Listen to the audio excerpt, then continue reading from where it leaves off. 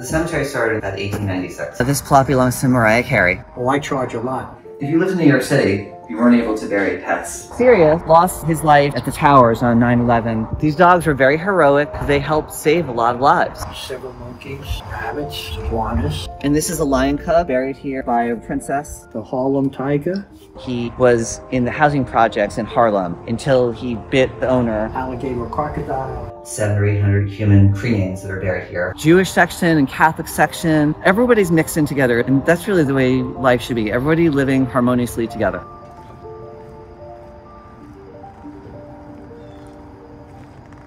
Mariah Carey has its head up on it. Mariah Carey, no kidding. Clarence, Mariah Carey's cat. She just signed it in. In the second section here, see the big white chrysanthemum? Yes. That's Golovnin, the lion cub that is buried in 1912 by East European princess, I think. She had a number of exotic pets. A bear cub, alligator crocodile. Who would have given you this anyway? That's you. Good eye. God, I had, oh no, it still looks like I got white hair. He called this place the Peaceable Kingdom in Hartsdale, which it truly is. And it was more stories about the people that had turned their pets, like the princess and Irina from the castle. What kind of animals are here? Several monkeys, rabbits. Probably one of the most unusual pets was iguanas. The Harlem tiger. The one, Ming the tiger. Looking for me? How are you? Are you Ed? I am. I'm Lena. Hey. How are you? And we're walking around and we're seeing this amazing place. The story is just fascinating. Do you have a couple of minutes? Sure. How did this start? How, like, someone just decided to bury pets, or how? There was a woman that lived on this property a long time ago. So the cemetery started in about 1896. There's a woman named Emily Berthet. Meanwhile, a veterinarian who had a practice in New York City. His name was Dr. Samuel Johnson, and the two met, and so they had mutual interests. If you lived in New York City, you weren't able to bury pets, you know, in the parks. Really, the only option was to put pets out on the curb for trash, and that was not acceptable to a lot of people. The person came to Dr. Johnson's office and said, I can't bear the thought of doing that, of burying my pet, or not leaving my pet on the curb for trash. So he said, well, there's this apple orchard up in Hartsdale where Emily Berthet had her summer home, and he said, you can make arrangements to bury your pet there. And they kind of did it. The word kind of spread after that. The people that had buried their pets here all started to get to know each other. They became friendly with each other, and they started thinking, well, what happens if, Emily Berthet dies, or, what happens to our pets here? What are our rights here? Some of the people that were in this group were lawyers. They said, okay, yeah, let's protect our rights so that, we know that our pets are always going to be here. So by 1914, they incorporated the cemetery. They put a deed restriction on the land, meaning that a legal deed restriction means that the purpose of the land can only be used for pet burial. Dr. Johnson passed away sometime in the 30s, maybe the early 40s, I don't know. So after he died, the cemetery was run by his estate, really. So the people for the estate said, we need to find somebody to run the cemetery. And they found two local families to do that. And they lived in that house over there, which is where we have the offices now for the crematory. But they lived in that house and they ran the cemetery until 1974. So my grandfather, my dad's father, he had a local monument business. And so he would do monuments for not only human cemeteries, but Hartsdale. And this is one of his clients. And he was very friendly with Irene Latson. And so she approached him and said, she wanted to pass the cemetery up to someone who she trusted. She wanted him to be the purchaser, but he's like, I'm just about as old as you are. And so I'm getting ready to retire too. But if you want to, you can speak to my son. So the two of them met, and my dad always wanted to do something entrepreneurial, and he loves pets. And she said, I'd like you to buy the cemetery. My family's been involved with the cemetery since my dad has been here. The person that you met with, that's my uncle. It's my dad's brother-in-law.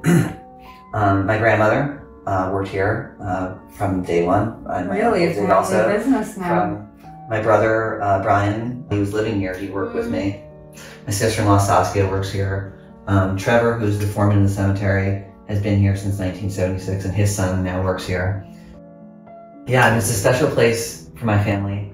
All of our family pets are buried here, but not only our family pets, but the cremated remains of my grandparents rest here as well. Because there are about 700 or 800 human cremains that are buried here. We're not licensed to bury human bodies, but we have the okay to bury human cremated remains. Between 700 or 800 people have chosen to do that since the beginning of the cemetery, including my grandparents. My loved ones rest here. But I spent many of my summers, in high school, working here, cutting the grass, planting flowers, and even digging graves. But I've been working here now full-time for about 23 years. People that chose to have their remains buried here, do they also have pets here or not necessarily? Most bury their pets here and then say, gosh, this is such a beautiful place. I can't think of a better place to rest myself. And so they may think, great, can I be buried here? And we say, as long as you cremate it. So yeah, it's a special place because of that. Because pets and humans can rest together. There's no Jewish section and Catholic section. A Muslim right. It's everybody's mixed in together. It's all all nationalities, all ethnicities, and that's really the way life should be. Everybody living harmoniously together. Do you keep count of how many stones you have or how many pets? 70,000 pets have been buried since the start. This was the original entrance of the cemetery. People would come here in, horse-drawn carriages and come through the gate this way. Let me take you to the war dog. Yep. This is just our peaceful kingdom garden. Sometimes people scatter ashes in this garden. This is the section of mostly service animals. Even though this dog is not buried here, Leka was a Soviet space dog that died in space. So we decided to pay tribute to Leka. Sirius lost his life at the towers on 9/11. He was a Port Authority dog. And his handler, was like, okay, what's going on? And there was a lot of chaos going on that day. So his handler said, let me keep you in my office and I'll come back and get you, while he went to go see what was going on. And before he could get back, the towers had fallen, and so Sirius didn't make it out. They found his remains, actually, and we offered anytime he wants to have Sirius buried here. But the handler felt like, at least for now, that he wanted to keep Sirius with him. And since it happened here in New York, which is not so far away from the tragedy, we decided to pay tribute to Sirius. Another tragedy that happened in Oklahoma City, the Oklahoma City bombing in 1995. There were search and rescue dogs. They helped save lives, so we decided to honor them as well. This is the War Dog Memorial, and so this was put up after the First World War. I don't think anybody thought there would be any more wars after that, and that's why they just said the World War. They didn't say the First War. They didn't distinguish it because there was only the World War at that time. It was built by public contribution. People from all countries came for the unveiling, and so we have an event here every year. The War Dog Memorial event usually straddles Memorial Day and 4th of July. There are no dogs that are actually buried here, but it's to honor them. After the World War, these dogs were sent out with a canteen and their American the Red Cross flag over them.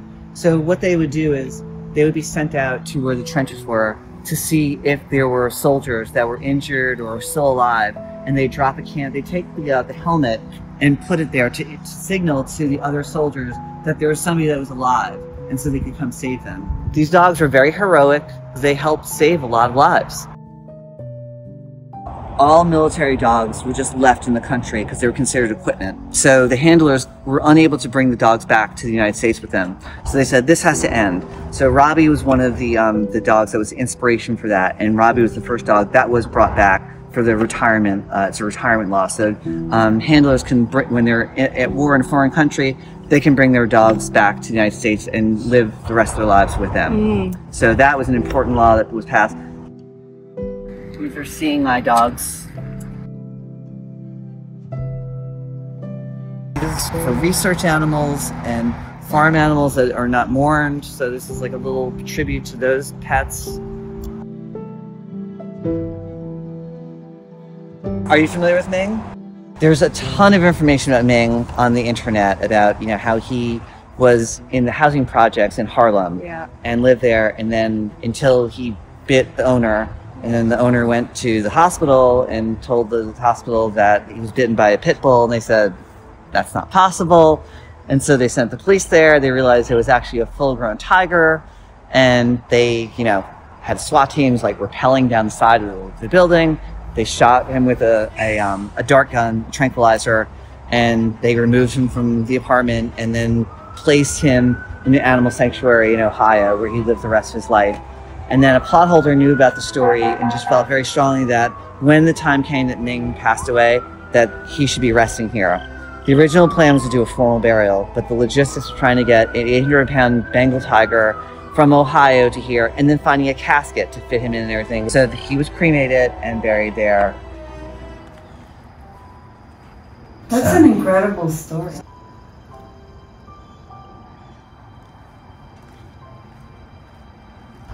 I'll take you back over here. I just want to show you, they're probably one of the most famous people that buried a pet. This plot belongs to Mariah Carey. She says here's M.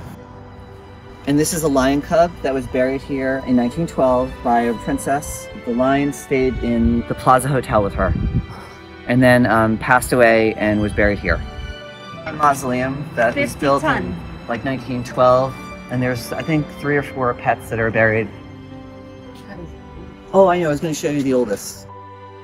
This is, this pet is buried in 1898, so that makes that the oldest surviving stone. People get like above ground sarcophagus. Another one over here. Sometimes people have a group of pets. So there's 2 like pretty old plots. This one over here in 1899. So this is very shortly after the cemetery had started, you know, operations.